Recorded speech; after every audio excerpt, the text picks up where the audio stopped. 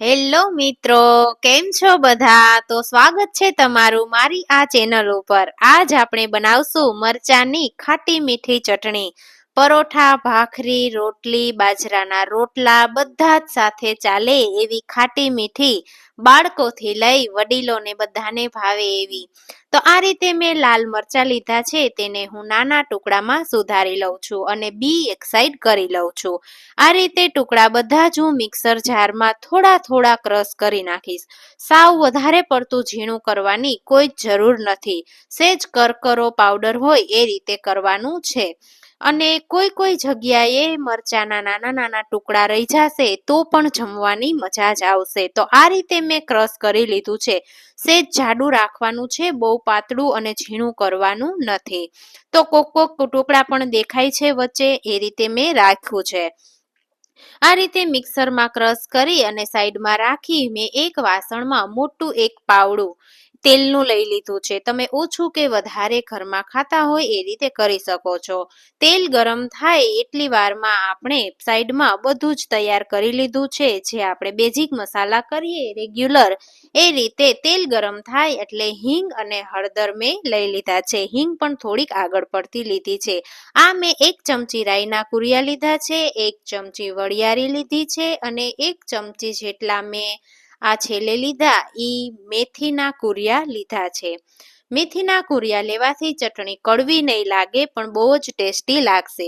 બધું જ આ રીતે સરસ તેલ ગરમ થઈ ગયું છે, એમાં મસ્ત ફ્રાય થાય છે, જે તમે જોઈ શકો છો. કેટલા સરસ બબલ પણ દેખાય છે અને બધું જ સરસ શેકાય અને તળાય અને મસ્ત ફ્રાય થઈ જાય એ રીતે.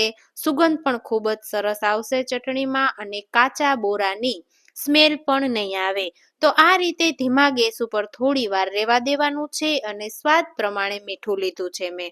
મીઠું લઈ અને સેજ વખત બોરાને થોડી વાર માટે હલાવતા રહેવાનું છે, જેથી સુગંધ પણ સરસ બેસી જાય અને કાચી સ્મેલ પણ ના આવે. અને સાઈડમાં મેં જે મરચાંને ક્રશ કરીને રાખ્યા છે એ બધું હવે હું આ રીતે, ગેસ હજુ પણ ચાલુ જ છે અને બધું હું આ રીતે લઈ લઉં છું. પાણી બળી જાય ત્યાં સુધી ધીમા ગેસે આ રીતે ચલાવતા રહેવાનું છે. બધો જ માવો મેં મરચાંનો આ રીતે લઈ લીધો છે અને તેલમાં હું ધીમા ગેસે હલાવતી રહું છું. મરચાંનું જે પાણી હોય થોડું, એ બધું જ બળી જાય ત્યાં સુધી ચલાવતા રહેવાનું છે. નીચે ચોટી ના જાય એનું ધ્યાન રાખવાનું છે. તેલ ચડિયાતું છે એટલે ચોટશે તો નહીં જ. થોડી વાર માટે રહેવા દેવાનું છે ધીમા ગેસ ઉપર અને ફરતી બાજુથી તમે જુઓ બબલ પણ સરસ થાય છે અને તેલ છૂટું પડવા માંડ્યું છે. આ રીતે કેટલો સરસ લુક આવે છે. શાકની કે સંભારાની જરૂર ના પડે એટલી સરસ ચટણી બનીને તૈયાર થશે.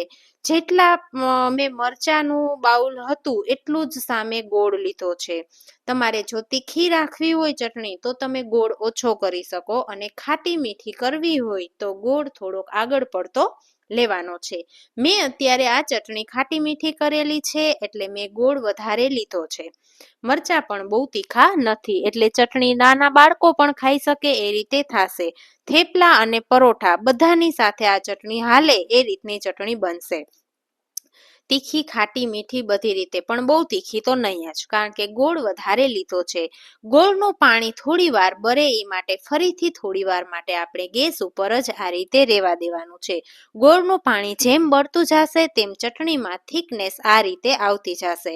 હજુ પણ થોડું પાણી હોય એ રીતે દેખાય છે એટલે ધીમા ગેસ ઉપર હજી હું થોડી વાર માટે રહેવા દેવાની છું.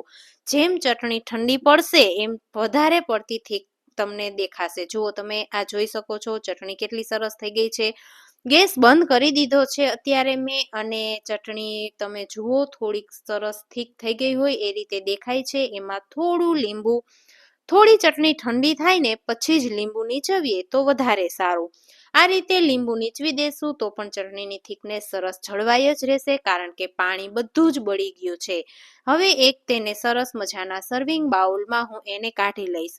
આ રીતે બધી ચટણી હું એક સર્વિંગ બાઉલમાં લઈ લઉં છું. તમે કલર એકદમ લાલ ચટક દેખાય છે એટલે એમ થશે કે તીખી છે, પણ નહીં. ગોળ અને ખટાશ આગળ પડતી છે એટલે તીખી ને મીઠી ને ખાટી છે.